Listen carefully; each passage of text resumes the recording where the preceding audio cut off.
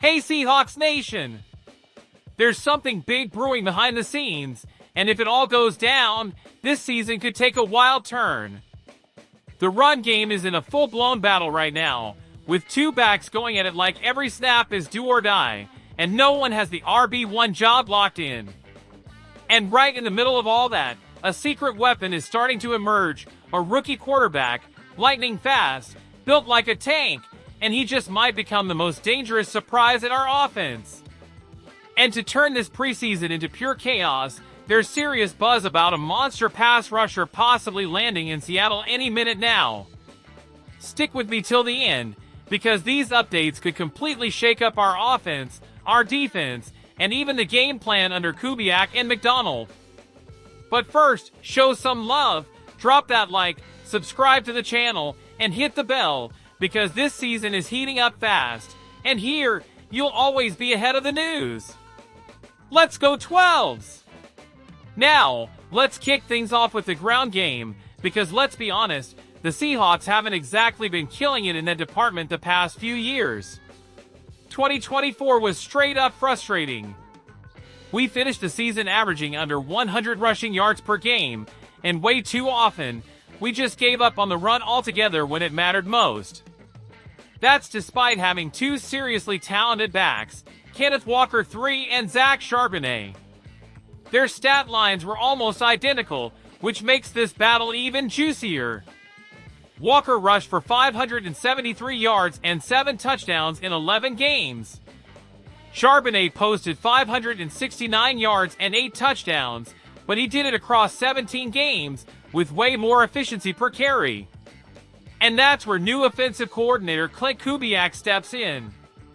With him calling plays, the expectation is Seattle's going to lean into the run again, especially with his signature outside zone scheme that runs in the Kubiak bloodline. But here's the million-dollar question: who's going to be the lead dog in this backfield? According to ESPN's Brady Henderson, the Walker versus Charbonnet race is wide open.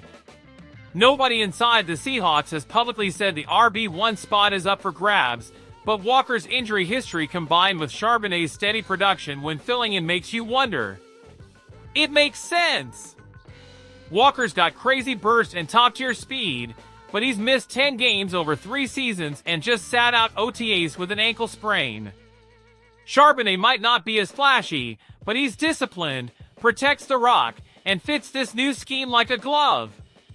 He might not wow you, but sometimes, what an offense needs is a guy who can consistently get you 4 tough yards.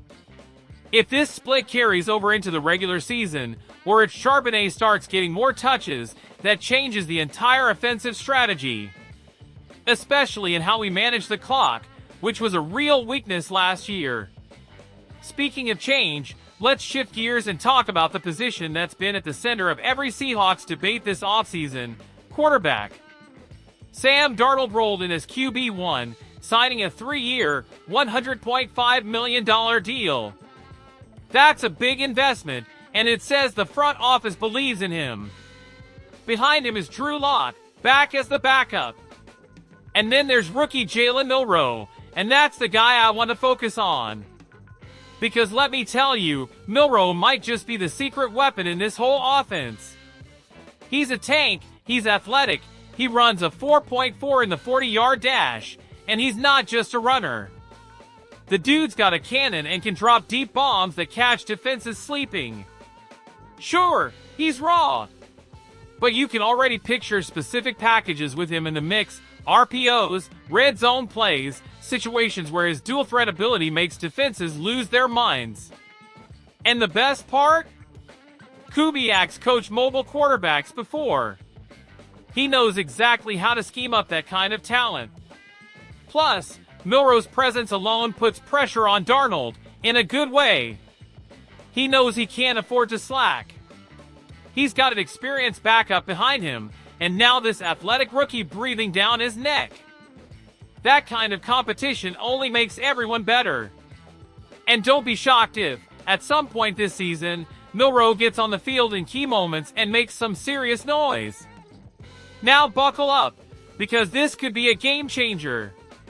Can you imagine Trey Hendrickson in a Seahawks jersey? things aren't going great in Cincinnati. The Bengals' elite pass rusher is frustrated over his contract situation, and things have turned sour. He's 30, coming off back-to-back seasons with 17.5 sacks, and he wants to secure the bag before age catches up. And honestly, who can blame him? The market for edge rushers has exploded, and seeing guys like TJ Watt getting paid top dollar only made him more frustrated. Hendrickson already left Bengals training camp and posted a cryptic photo on Instagram with his location tagged in Florida. Around the league, a lot of folks are seeing this as the first sign he's about to be on the move. And guess what? The Seahawks have the cap space to make it happen. Just by letting go of tight end Noah Fant, we freed up almost $9 million. According to Over the Cap, Seattle currently has over $34 million available. That's more than enough to take on Hendrickson's current deal and even offer an extension with some bonus money in 2026, all without jeopardizing the future. And man, this defense would love it. Yes, we've got solid guys like Boy Mafe, Derek Hall, DeMarcus Lawrence, and Uchenna Nwosu. But none of them brings the dominance Hendrickson does. Nwosu's still rehabbing from knee surgery and might miss the start of the season. Mafe's in the final year of his rookie deal, and it's unclear if he'll be re-signed. Lawrence has experience but played only 4 games last year and is already 33. So if the plan is to take this front 7 to the next level, Hendrickson is the guy. And the best part? This wouldn't even be some all-in, reckless move. We've got trade chips. Just offering Mafe, still on his rookie deal, plus maybe a high 2026 draft pick could be enough. The Bengals are strapped with cap issues and need to re-sign other key players. This kind of deal might actually work.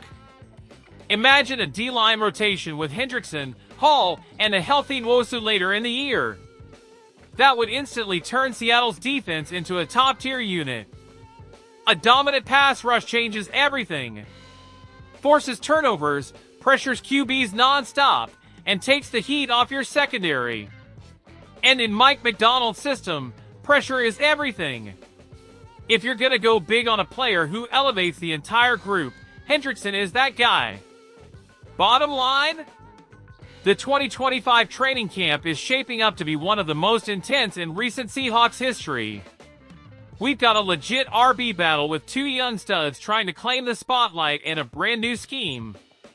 A quarterback room full of energy, experience, and raw talent, any of whom could shake things up depending on how they perform. And a possible blockbuster move that could level up the defense and turn this front 7 into a sack machine.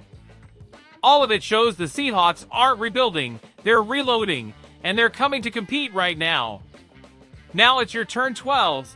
I want to know, do you still see Kenneth Walker as the go-to guy in the backfield, or has Zach Charbonnet earned a bigger role in this offense? And what about the defense? If it were up to you, would you pull the trigger and bring in Trey Hendrickson to anchor our pass rush? Drop your thoughts down in the comments. I'm dying to hear what the Blue and Green Nation thinks. And of course, help support the channel. Hit that like button, subscribe, and turn on notifications, because this season is just heating up, and we're bringing you full coverage until the final snap. Go Hawks!